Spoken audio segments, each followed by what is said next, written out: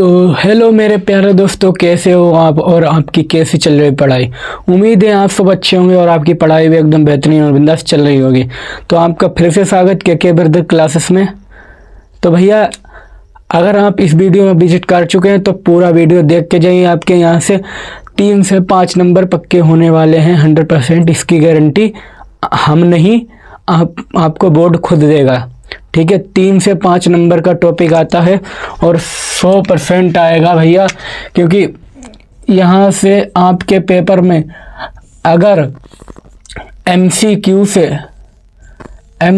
से भैया long question तक बनता है। क्या बनता है? लॉन्ग क्वेश्चन तक यहाँ से बनता है। और यहाँ पर भैया 70% आता है, तो आता है भैया लॉन्ग में पूरा का पूरा 5 नंबर में यह टॉपिक। भैया टॉपिक कौन सा है?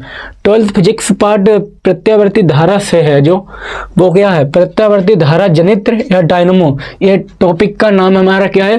प्रत्यावर्ती धारा या जनित्र, जिसे हम डायनमो भी बोलते हैं। तो भैया ये एकदम मोस्ट इम्पोर्टेंट है और इसकी स्ट्रक्चर भी भैया एकदम मोस्ट इम्पोर्टेंट है। तो भैया पहले समझते हैं प्रत्यावर्ती धारा होता क्या है, ये कहाँ पे होता है, इसका कार्य क्या होता है। तो भैया इसका कार्य क्या होता है, ये यांत्रिक ऊर्जा को किसमें भैया वैद्युत ऊर्जा में बदलता है। किसमें? यांत्रिक ऊर्जा को वैद्युत ऊर्जा में बदलता है। पहली बात, आपका एमसीक्यू में पूछ लेता है, क्या पूछता है कि जो प्रत्यावर्ती जो धारा है, मतलब प्रत्यावर्ती धारा जनित्र जो डायनमो है, उसका कार्य क्या होता है। तो यांत्रिक ऊर्जा को वैद्युत ऊर्जा में बदलना इसका कार्य होता है। ठीक है, बट ये पाया कहाँ जाता है भैया? आपने जैसे जनरेटर देखा है, जैसे शादी वगैरह होती है तो जनरेटर चालू हो जाता है और उससे क्या है, जब लाइट चली जाती है तब जनरेटर ही काम आता है। तो चालू करते हैं और क्या होता है, उजाला हो जाता है। तो उसमें क्या होता है, एक यंत्र के द्वारा क्या भैया, इसमें 2 चीज होती है, 2 चुम्बकें होती हैं। भैया पहले समझिए, स्ट्रक्चर समझेंगे।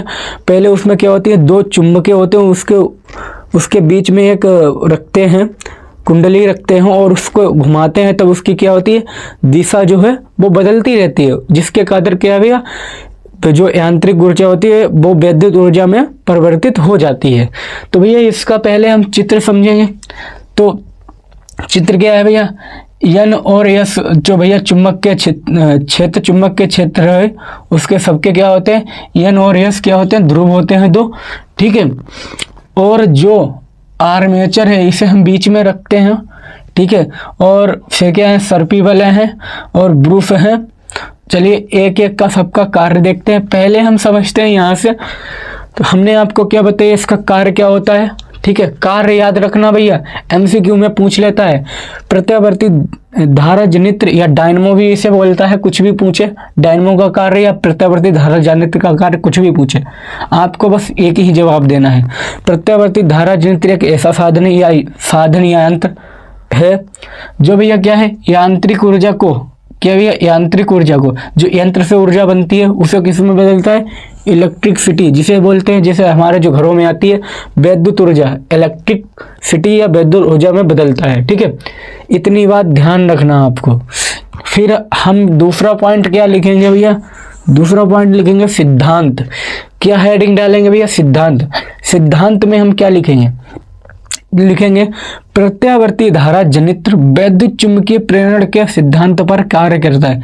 तो भैया प्रत्यावर्ती धारा जनित्र समझना, याद मत करना, समझो भैया। जो प्रत्यावर्ती धारा जनित्र है, ठीक है, समझ गए, वो वैद्युत चुंबकीय प्रेरण के, क्या भैया, किसके, वैद्युत चुंबकीय प्रेरण के सिद्धांत पर क्या कार्य करता है। तो भैया वैद्युत चुंबकीय प्रेरण है क्या, जैसे 2 चुंबक हमने रख दी और बीच में कोई सी हमने कुंडली रख दी। ठीक है, और उसको घुमाते हैं। ठीक है, उसको घुमाते हैं, उसे ही हम बोलते हैं चुंबकीय प्रेरण।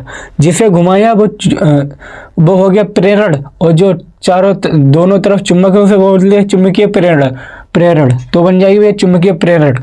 ठीक है, किसका कार्य, किस प्रकार करता है, प्रत्यावर्ती धारा जनित्र किस प्रकार रहता है भैया, वैद्युत चुंबकीय प्रेरण के सिद्धांत पर। तो भैया सिद्धांत भी याद रखा और इसका काम भी याद रखना। यहाँ से आपका एक एमसीक्यू तो आएगा ही आएगा। अगर इसका लॉन्ग नहीं पूछा तो यहाँ से एक एमसीक्यू या 2 एमसीक्यू यहाँ से आपके बन जाएंगे। ठीक है, इतना ध्यान रखें। फिर क्या लिखेंगे, जब कुंडली से संबंधित चुंबकीय बल रेखाएं, मतलब जब कुंडली क्या, ठीक है, क्या है, जब कुंडली से संबंधित, मतलब जब कुंडली से संबंधित चुंबकीय बल रेखाएं, जो यहाँ से भैया क्या है, यहाँ से क्या भैया वाइब्रेशन, जो चुंबकीय बल रेखाएं यहाँ से निकलेंगी, ठीक है, रेखाओं की संख्या में परिवर्तन होगा, मतलब जो ये घूमेगी, जब ये कुंडली घूमेगी क्या होगा, चुंबकीय बल रेखाओं में क्या होगा, परिवर्तन होगा, समझना अच्छी तरह से, ठीक है, जिसके परिणाम स्वरूप, मतलब जिसके कारण, ठीक है, जिसके कारण कुंडली में एक धारा प्रवाहित होने लगती है। जब भैया इसे हम घुमाएंगे तो चुंबकीय बल रेखाएं जो हैं उनकी संख्या में क्या होगा, परिवर्तन होगा, ठीक है, तो क्या होगा, परिवर्तन होगा, जिससे क्या है, एक धारा उत्पन्न होगी, ठीक है, और उस धारा की, इसमें क्या भैया, इसमें धारा की दिशा जो है फ्लेमिंग के दाएं हाथ के नियम के द्वारा ज्ञात की जाती है। अब भैया इसे हम याद कैसे करेंगे वो भी समझना अच्छी तरह से। इसमें हम क्या ट्रिक लगाएंगे भैया, ट्रिक क्या लगाएंगे, 1 2 3 4, ये ट्रिक लगाएंगे इसमें। भैया ट्रिक कैसे लगाएंगे, तो सबसे पहला पॉइंट सिद्धांत में क्या लिखेंगे, ठीक है, ऐसे ही याद करना तो याद हो जाएगा आपका। क्या लिखेंगे, पहला पॉइंट प्रत्यावर्ती धारा जनित, ऐसे ध्यान रखना, प्रत्यावर्ती धारा जनित किस पे कार्य करता है, चुंबकीय प्रेरण के सिद्धांत पर कार्य करता है। फिर दूसरा पॉइंट लिखेंगे यहाँ से, जब कुंडली से संबंधित चुंबकीय बल रेखाएं, भैया क्या, चुंबकीय बल रेखाओं की संख्या में क्या होता है, परिवर्तन होता है, ठीक है, जिसके परिणाम स्वरूप कुंडली में एक धारा प्रवाहित होने लगती है, ठीक है, दूसरा पॉइंट यहाँ तक लिखना। फिर तीसरा पॉइंट क्या लिखेंगे, इसमें धारा की दिशा ज्ञात करने के लिए, इसमें धारा की जो दिशा है ज्ञात करने के लिए फ्लेमिंग के दाएं हाथ के द्वारा, मतलब फ्लेमिंग के दाएं हाथ के द्वारा ज्ञात की जाती है, ठीक है। फिर आप ऐसे याद कर लेना भैया, पहला पॉइंट क्या है, प्रत्यावर्ती धारा जनित जो है वो चुंबकीय प्रेरण के सिद्धांत पर क्या करती है। फिर दूसरा पॉइंट लिखेंगे, जब कुंडली से संबंधित चुंबकीय बल रेखाओं की संख्या में क्या होता है, परिवर्तन होता है, तो एक धारा उत्पन्न हो जाती है, ठीक है। फिर क्या लिखेंगे, इस धारा की दिशा ज्ञात करने के लिए फ्लेमिंग के दाएं हाथ का नियम का प्रयोग करते हैं, सॉरी बाएं हाथ का होगा, सॉरी दाएं होगा, दाएं हाथ का नियम का प्रयोग करते हैं। बस आप जो मेन पॉइंट है वो ध्यान रखना, फ्लेमिंग के दाएं हाथ और परिणाम स्वरूप यही चीज़ें याद करना है। फिर भैया क्या लिखेंगे भैया, रचना लिखेंगे। रचना क्या है भैया, यह एक शक्तिशाली चुंबक है, मतलब पहले लिखेंगे शक्तिशाली चुंबक। क्या लिखेंगे भैया, शक्तिशाली चुंबक क्या है भैया, जो ये शक्तिशाली चुंबक जिसे हम N और S जे क्या है, एक चुंबक है, ये शक्तिशाली चुंबक होती है। सिंपल सी परिभाषा, इनके जो ध्रुव है भैया को है क्या, N और S इनके ध्रुव होते हैं, ठीक है, ये हो गया। फिर आएंगे भैया, लिखेंगे आर्मेचर। आर्मेचर की परिभाषा भी एकदम सिंपल सी होती है, यह एक आयताकार ABCD कुंडली होती है, सॉरी यहाँ पे हम लिख लेना कुंडली होती है। तो भैया कौन सी कुंडली होती है, आर्मेचर है, ऐसे यह है आर्मेचर, जो चुंबक के बीच में रखा है, ठीक है। यह है क्या अभी आयताकार कुंडली है, किसकी कैसी है भैया, तो भैया आयताकार कुंडली है, यह आयताकार कुंडली है, ठीक है। यह एक आयताकार कुंडली ABCD होती है, ठीक है, ABCD होती है, जो तांबे के तार को लपेट कर बनाई जाती है। इसमें भैया तार कौन सा होता है, तांबा का तार, ठीक है, इसमें तार कौन सा होता है भैया, तांबा का तार होता है, ठीक है, तार होता है, इतना ध्यान रखना, लपेट कर बनाई जाती है। यह चुंबक के बीच घूमने में वे स्वतंत्र होती है। देखो भैया यह चुंबक के बीच आराम से घूम जाएगी, मतलब फ्री होती है चुंबक के बीच घूमने के लिए, इतना ध्यान रखना, ठीक है। चलिए इतना स्क्रीनशॉट मारिए, फिर बढ़ते हैं आगे।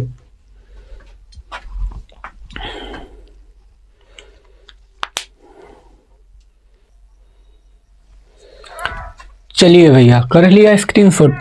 अब देखते हैं भैया जो नीचे के पार्ट हैं, जो भैया ए और ए क्या है भैया, सर्पी वाले और ब्रूस देखते हैं।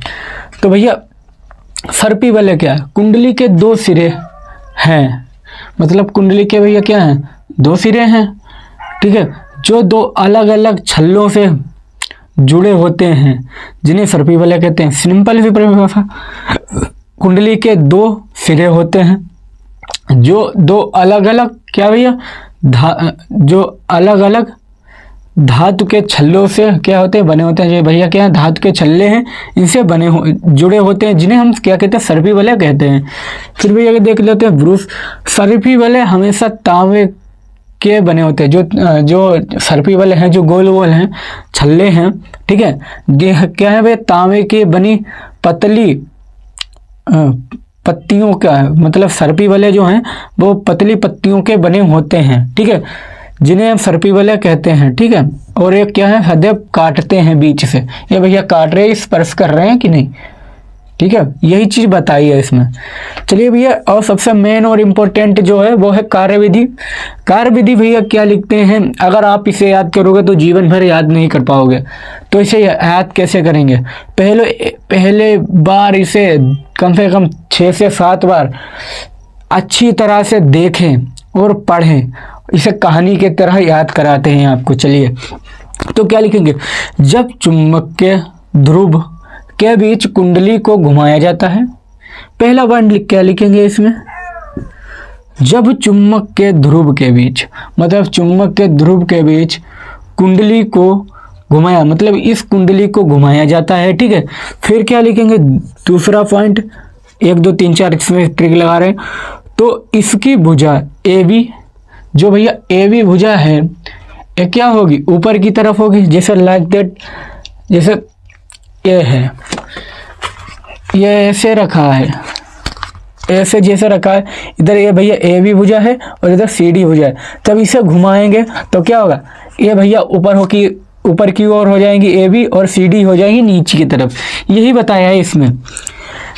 जब इसको घुमाया जाता है, मतलब जब चुंबक के बीच ध्रुव के बीच कुंडली को रख के घुमाया जाता है, तो इसकी भुजा ए बी जो है वो ऊपर की ओर तथा भुजा सी डी जो है वो भैया नीचे की ओर हो जाती है, ठीक। जाते हुए चुंबकीय क्षेत्र को काटती हैं। जब भैया इसको जाएंगे ऐसे भैया, जो ये ऊपर हो गई, जो ए बी भुजा है वो ऊपर हो जाएगी और सी डी जो नीचे हो जाएगी। तो भैया क्या है, कुंडली को भैया क्या है, काट रही हैं कि नहीं भैया, काट रही है, बहुत ज़्यादा काट रही हैं, ठीक। वही चीज़ इसमें बताई गई है। फिर क्या है, फ्लेमिंग के दाएं हाथ के नियम के अनुसार, फिर क्या लिखेंगे, तीसरा पॉइंट लिखेंगे यहाँ से, यही ट्रिक लगाओ भैया, आपको 100% याद रहेगा।